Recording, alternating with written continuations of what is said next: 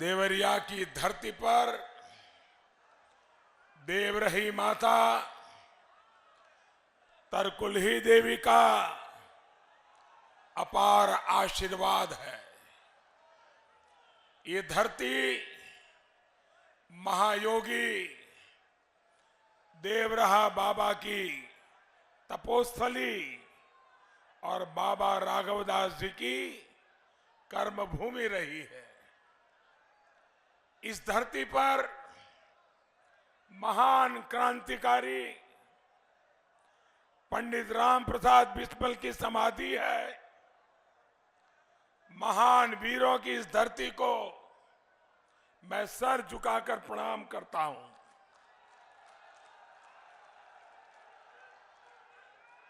मैं दूसरे जिलों से जुड़े सभी मतदाता बहनों और भाइयों का भी अभिवादन करता हूं।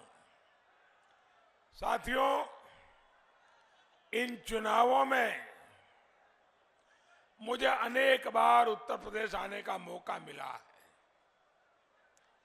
यूपी में इस बार जिस तरह का चुनाव हो रहा है उसे ये गौर परिवारवादी समझ ही नहीं पा रहे हैं।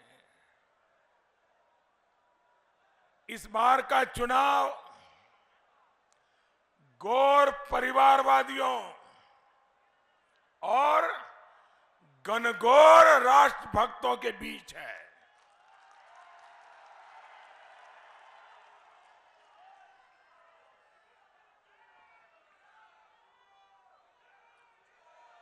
इस चुनाव में परिवारवादियों के खिलाफ दलित, शोषित, पीड़ित, वंचित सबके सब एकजुट है। इस चुनाव में परिवारवादियों के खिलाफ पिछड़ा वर्ग भी एकजुट है और सामान्य वर्ग ने भी उन्हें पटखनी देने की ठान ली है। इन परिवारवादियों ने अपने 5 साल में गरीबों पर जितना अत्याचार किया वो मेरे गरीब भाई बहन उसे कभी भूल नहीं सकते। और इसलिए आज 5वें चरण में भी भाजपा को और उसके सहयोगी दलों को, अपना दल हो, निषाद पार्टी हो, एनडीए को जमकर वोट मिल रहे हैं और हर तरफ एक ही गूंज है, आएगी तो भाजपा ही, आएंगे तो योगी ही। भाइयों और बहनों, इन गौर परिवारवादियों ने सिर्फ और सिर्फ अपनी जरूरतों पर ध्यान दिया, आपको हमेशा हाशिए पर रखा। देवरिया के लोगों को याद है कि घर में कोई बीमार पड़े तो आधी रात को कैसे जीप लेकर गोरखपुर भागना पड़ता था। दशकों से ऐसा हो रहा था, लेकिन पहले की सरकारों ने आपकी जरूरत पर ध्यान ही नहीं दिया। गोरखपुर, देवरिया और आसपास के क्षेत्र में दिमागी बुखार से कितने ही मासूम बच्चों को दुखद मृत्यु हो जाती थी। लेकिन इस स्थिति को सुधारने के लिए इन परिवारवादियों ने कुछ नहीं किया। ये योगी जी की सरकार का ही प्रयास है कि इस क्षेत्र में दिमागी बुखार काबू में आया है और ज्यादा से ज्यादा बच्चों का जीवन बच रहा है।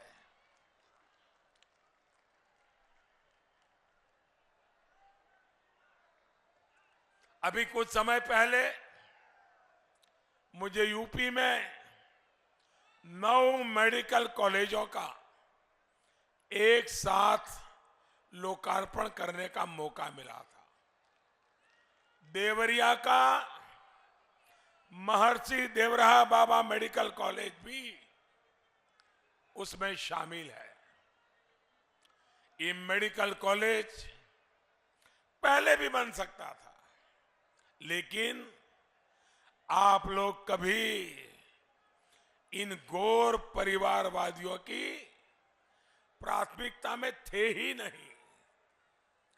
ये हमारी ही सरकार है जिसने गरीब से गरीब को अच्छे से अच्छे अस्पताल में 5 लाख रुपए तक का मुफ्त इलाज कराने की सुविधा भी दी है। साथियों, हमने सिर्फ देवरिया के लिए ही नहीं बल्कि पूरे प्रदेश में 18 नए मेडिकल कॉलेज बनाए। 20 पर तेजी से काम चल रहा है।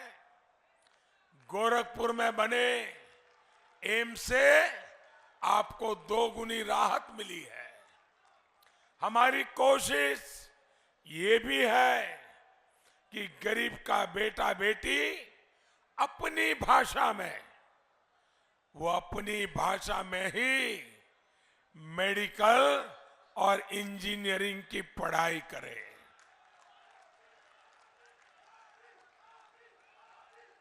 इसका बहुत बड़ा लाभ देवरिया और पूर्वांचल के हिंदी मीडियम में पढ़ने वाले मेरे सभी बेटे बेटियों को इसका लाभ होने वाला है।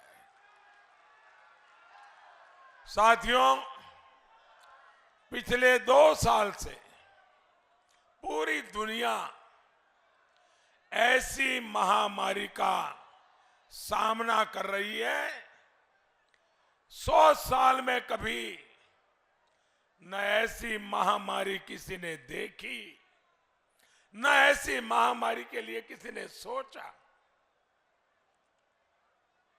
पूरी दुनिया को, पूरी मानव जात को इस महामारी ने चपेट में लिया है। इस समय विपक्ष का भी यह दायित्व था कि वो अपनी जिम्मेदारी समझे, लोगों का हौसला बढ़ाएं। लेकिन संकट के इस समय में परिवारवादियों ने आपकी सहायता करने के बजाय आपको डराना, चिंता में रखना, संकट और बढ़ाने के लिए जो कुछ भी कर सकते हैं करने में पीछे नहीं रहे। गरीब को इन लोगों ने वैक्सीन के खिलाफ भड़काकर आपको खतरे में डालने की कोशिश की। आज इसी वैक्सीन की वजह से तेजी से हालात सुधर रहे हैं। व्यापार, कारोबार शुरू हुआ है, स्कूल कॉलेज खुल रहे हैं। भाइयों बहनों, आपको टीका लगा कि नहीं लगा? जरा हाथ ऊपर करके बताइए, टीका लगा क्या? सबको टीका लगा? आपको टीका लगाने के लिए 1 रुपया भी खर्च करना पड़ा क्या? 1 पैसा भी देना पड़ा क्या? भाइयों बहनों, महामारी के दौरान जब देश गरीबों के चिल्ले की, उनके चूल्हे की चिंता कर रहा था, तो इन परिवारवादियों को अपने वोट की चिंता सता रही थी। ये डबल इंजन की सरकार है जो यूपी के 9 करोड़ से अधिक पिछड़ों को, 3 करोड़ दलित भाई बहनों को और सामान्य वर्ग के 3 करोड़ परिवारों को मुफ्त राशन दे रही है, 15 करोड़ परिवारों को। मुश्किल में समय में अपना ही साथ देता है। जो पराया होता है वो इन गौर परिवारवादियों की तरह घर में बैठ जाता है। भाइयों और बहनों, देवरिया समेत इस क्षेत्र की पहचान गन्ना उत्पादन से है।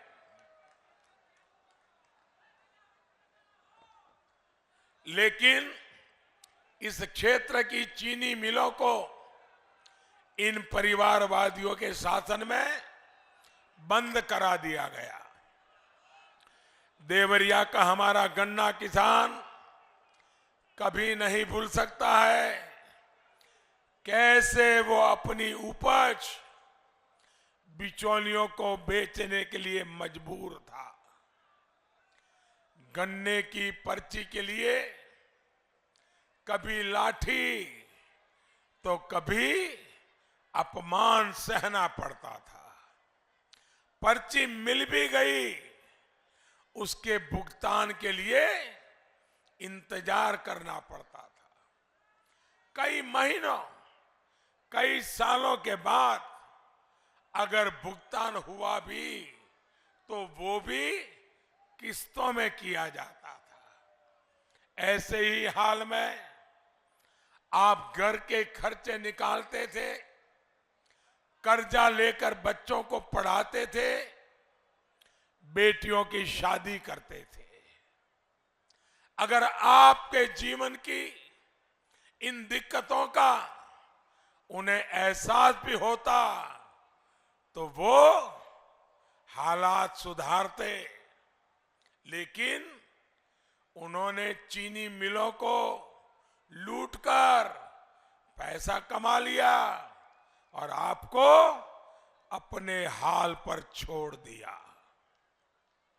साथियों, योगी जी की सरकार में नई चीनी मिलें खोली जा रही है, चीनी मिलों की आर्थिक हालत सुधारी जा रही है, गन्ना किसानों की आय बढ़े इसके लिए इथेनॉल ब्लेंडिंग का काम भी तेजी से बढ़ाया जा रहा है।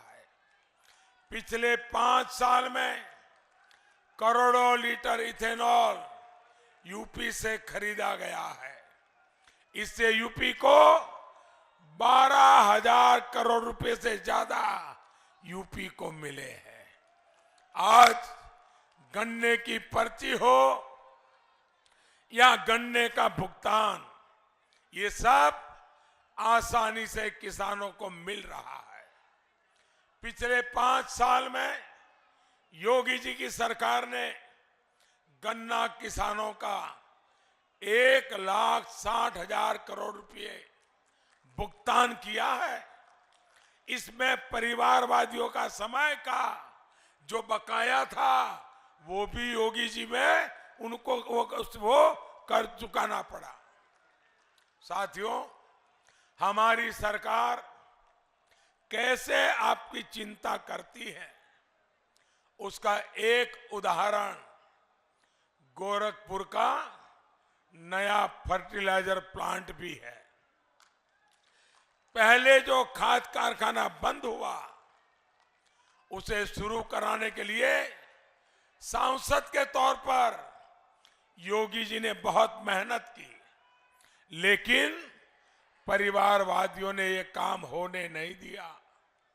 ये काम तब हुआ जब भाजपा की उत्तर प्रदेश में और दिल्ली में सरकार बनी। गोरखपुर का नया फर्टिलाइजर प्लांट अभी क्षेत्र का गौरव बढ़ा रहा है, किसानों की दिक्कतें कम कर रहा है। साथियों, परिवारवादियों के राज में इस क्षेत्र में अवैध कब्जों की भी बाढ़ आ गई थी। हमारी सरकार पानी की बाढ़ और अवैध कब्जे की बाढ़ दोनों को रोकने का काम कर रही है। भाजपा सरकार अब ऐसी व्यवस्था बना रही है कि कोई अपराधी किसी गरीब के घर की तरफ आंख उठाकर नहीं देख पाए।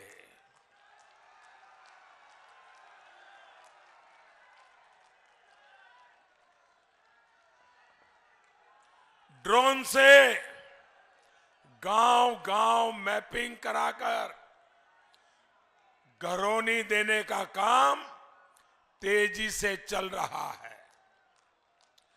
जिसको भी घरौनी मिल रही है, प्रॉपर्टी का कार्ड मिल रहा है, उसके लिए बैंकों से मदद मिलना भी आसान हो रहा है।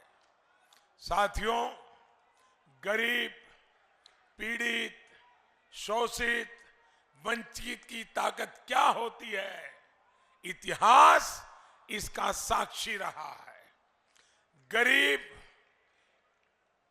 इतिहास में कितनी बड़ी भूमिका अदा करता है, वो जरा हमारे पुरातन बातों को देखेंगे तो पता चलेगा। अब देखिए, भगवान श्री कृष्ण ने जब गोवर्धन पर्वत उठाया तो उसमें गांव के हर वर्ग की वो अपनी लाठी लेके खड़ा हो गया और शक्ति शामिल थी।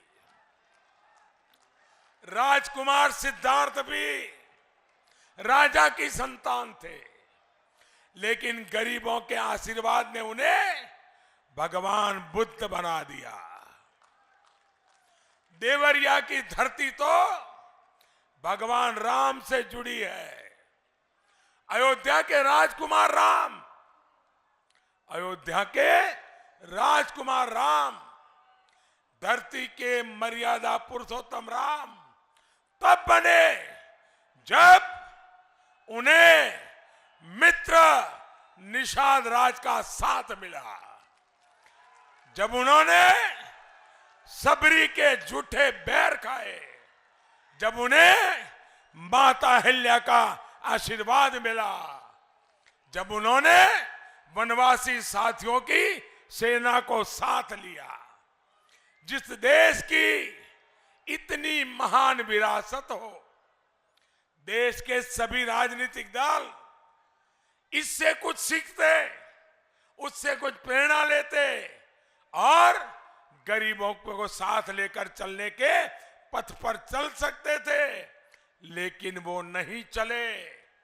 हमने तो उसी पथ को पकड़ा है। इसलिए भाजपा सरकार का मंत्र है सबका साथ, सबका विकास, सबका विश्वास, सबका प्रयास। गरीबों के पास पक्का घर हो, घर में नल से जल हो, गैस का कनेक्शन हो, बिजली हो, शौचालय हो, घर तक पक्की सड़क हो, गरीब के जीवन को आसान बनाने वाली ऐसी अनेक योजनाएं हमारी सरकार पूरी ताकत से आगे बढ़ा रही है। जाति धर्म से ऊपर उठकर बढ़ाया है सम्मान, सबसे पहले गरीब कल्याण, यही हमारी प्राथमिकता रही है। भाइयों बहनों, आपका एक एक वोट आपका जीवन आसान बनाएगा, आपका भविष्य सुरक्षित करेगा। इसलिए इस चुनाव में एक बार फिर भाजपा को जिताना है, अपना दल को जिताना है, निषाद पार्टी को जिताना है। भाइयों बहनों, मेरा एक काम करोगे, जरा हाथ ऊपर करके मुझे पूरी ताकत से बताइए, मेरा एक काम करोगे? आप भी करोगे? आप भी करोगे? मेरा एक काम करोगे? पक्का करोगे? एक काम जरूर कीजिए, 3 तारीख के पहले घर घर जाइए और हर घर जाकर के मोदी जी के प्रणाम पहुंचाइए। करेंगे? घर जाकर के बताना मोदी जी ने आपको प्रणाम भिजवाया है। करेंगे? घर घर जाएंगे, मतदाताओं को मिलेंगे, एनडीए को जिताने की बात करेंगे, भाजपा को जिताने की बात करेंगे, अपना दल को जिताने की बात करेंगे, निषाद पार्टी को जिताने की बात करेंगे। भाइयों बहनों, अब ऐसा तो नहीं होगा ना, इतनी बड़ी रैली हो गई, इतने लोग आ गए, अब क्या बात है, चलो सो जाओ, ऐसा तो नहीं करेंगे ना? ऐसा नहीं करेंगे ना? अब ज्यादा काम करना है जी। करेंगे? घर घर जाएंगे। बस हमारा एक ही मंत्र चाहिए, पहले मतदान फिर जलपान, इसे न भूलिएगा।